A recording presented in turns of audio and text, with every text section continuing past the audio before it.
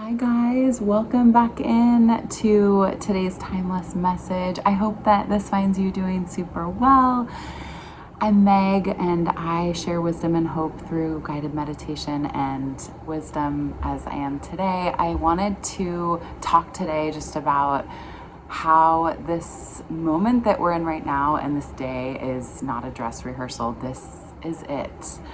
I have really been feeling connected to parts of my past self, and I think because September is such a big month, I'm sure many of you are super aware that we have two eclipses, and of course one of them being on the coattails of a full moon. But there's a lot of this giving a nod to our former self and shedding that skin and taking a step forward. And it's totally normal to feel a little disconnected from the familiar, like of the definition of who we are or we might have been. And I know for me, there's parts of myself that I've healed and that I feel so much more empowered in, like for example, my self-worth and also boundary setting, just in general with clients and family and friends and everybody, just boundaries around the energetic, sanctuary of my inner life that I've created and that I'm hoping to continue to cultivate every day. But there's a part of me that misses, these parts of myself that aren't really, I guess, moving on into the next phase. And, I've been a consultant for 7 years now, and this is just an example, but the way that I'm showing up to work for clients and the ones that I bring in next, if I am continuing on this consulting journey, is just going to be different because I am vibrating at such a different level. And I think that I offer you to take a moment and review what it is in your life right now that you're working on letting go of, and to start with that, if there's something that you're really wanting to shed or release yourself of. I mean, we carry burdens, you guys, for our entire lives, and we don't need to. We don't have to suffer.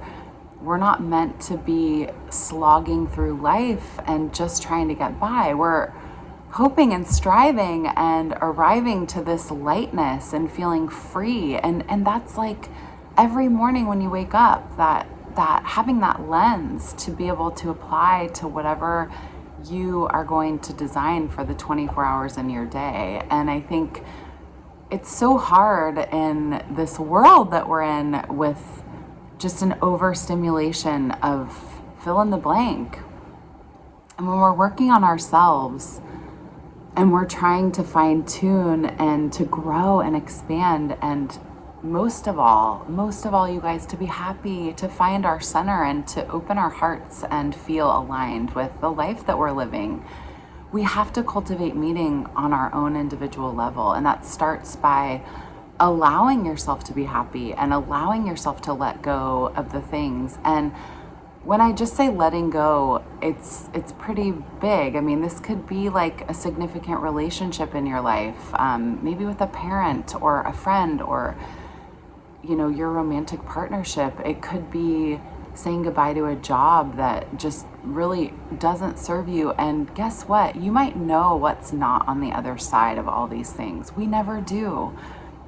We just have to take the first step towards what it is that we're calling in. And that's when all the energy and like our angels and the divine within us starts to steer us in the direction that is most appropriate and highly designed for your best and very highest good.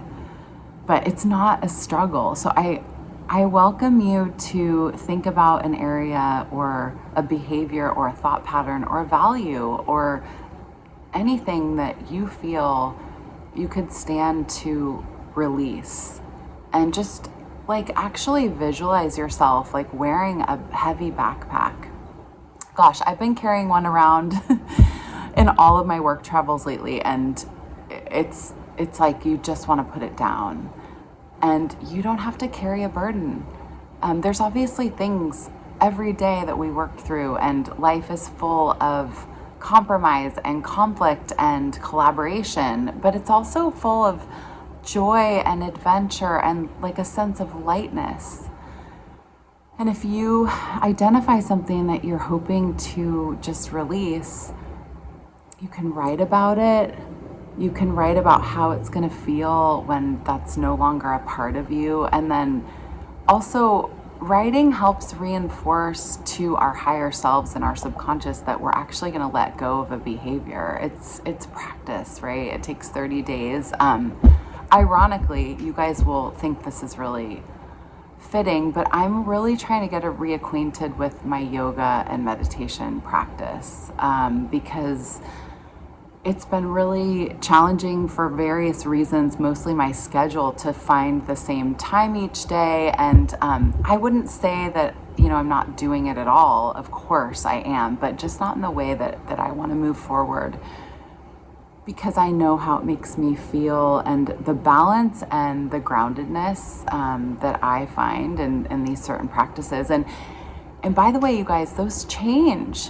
At least I've maintained being able to go on beach walks when I'm home in San Diego. And there's things that I really religiously stick to.